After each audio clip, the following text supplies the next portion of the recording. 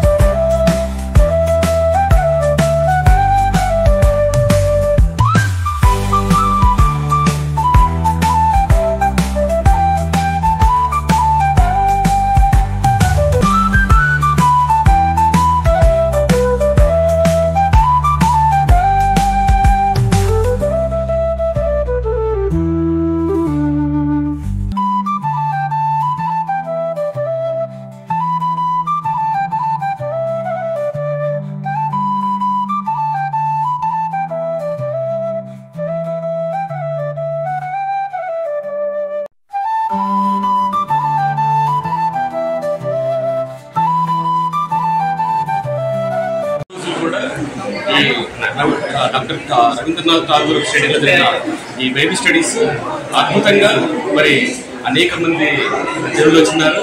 ఈ కళ్యాణ మండపం యజమాని కూడా ఎంతో కోఆపరేట్ చేశారు. అనేక ప్రాంతాల నుంచి చెన్నై, విజయవాడ, సికింద్రాబాద్ ప్రాంతాల నుంచి కూడా ఈ మహాసభలకు వచ్చి అద్భుతంగా ఆశీర్వాదాలు పొందారు. వేలాదిగా ప్రజలు నెల్లూరు పట్టణం నుంచి కూడా తరలి వచ్చారు. మరి ఫస్ట్ జాయిన్ వండర్ఫుల్ మెసేజ్ ద్వారా అనేక మంది ఆశీర్వాదాలు పొందారు. ఇంచుమించు ఎంతమంది దీంట్లో పాల్గొన్నారు సార్? దాదాపు 3 నుంచి 5 వేల మంది దాకా పాల్గొంటారు సార్. అందరికి కూడా భోజన వస్తువులు ఏర్పాటు చేశారు. సో నెల్లూరులో మొట్టమొదటిసారిగా మీరు కార్యక్రమం ఏర్పాటు చేశారు. ఇంకా భవిష్యత్తులో ఇట్లాంటి ఏమైనా ఏర్పాటు చేస్తారా? తప్పకుండా సార్. ప్రజల యొక్క క్షేమం కొరకు, ప్రజల యొక్క ఆశీర్వాదం కొరకు ఇలాంటి మహాసభలు ఏమి కమర్షియల్ కాదు, వ్యాపారం కాదు. ప్రజలు ఆరోగ్యంతోనూ, మంచి హృదయంతోనూ, మంచి ఆశీర్వాదంతో ఉండాలి, లోతైన సత్యాలు, మర్మాలు తెలుసుకోవాలన్న ఉద్దేశంతోనే ఈ మహాసభలు ఏర్పాటు చేశారు. వేరే స్టేట్స్ నుంచి ఏమన్నా వచ్చారా దీంట్లో? తమిళనాడు నుంచి వచ్చారు. మీ పేరు సార్? సుదర్శన్ అండి. Like, share, subscribe. మరిన్ని వీడియోల కోసం గంట సింబల్ ని క్లిక్ చేయండి. Thanks for watching this video.